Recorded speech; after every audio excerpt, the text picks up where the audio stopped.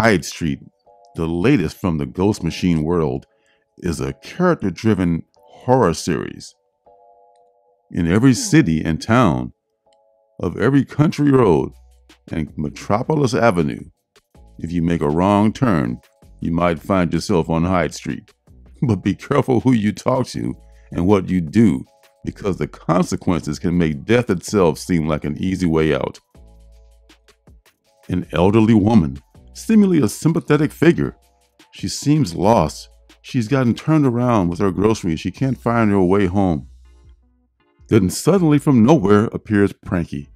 Pranky, the world's most dangerous Boy Scout. A tiny kid with the head of a grown-ass man.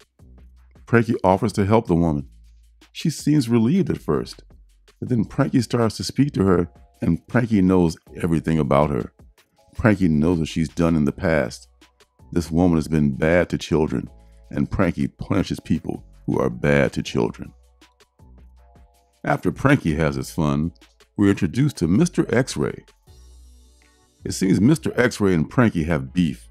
Looks like there's like street gangs or turf wars going on Hyde Street. So now we're introduced to Mr. X-Ray's story. Mr. X-Ray's story begins in 1966.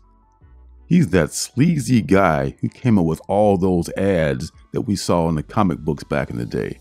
The sea monkeys and the X-ray specs and the giant monster. All those things that we were excited to buy when we were kids, and then when we got them, we were just like, what the hell is this garbage?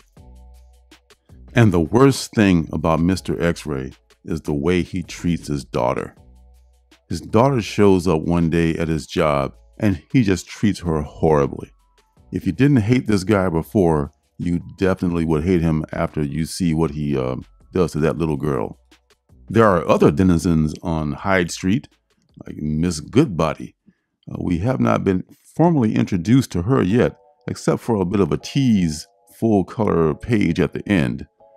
There's even a monkey that's been cursed into damnation here on Hyde Street. There's a story behind him associated with Mr. X-Ray. There are so many possibilities here on Hyde Street with this Twilight Zone-like atmosphere with recurring characters. And hopefully you're going to come along for this ride, because it's going to be pretty amazing, I think. So that's all for this Indie Comics review. Be sure to hit the like button on your way out. Thanks for stopping by, and I'll see you guys in the funny papers. Hey, don't forget to subscribe and leave a thumbs up.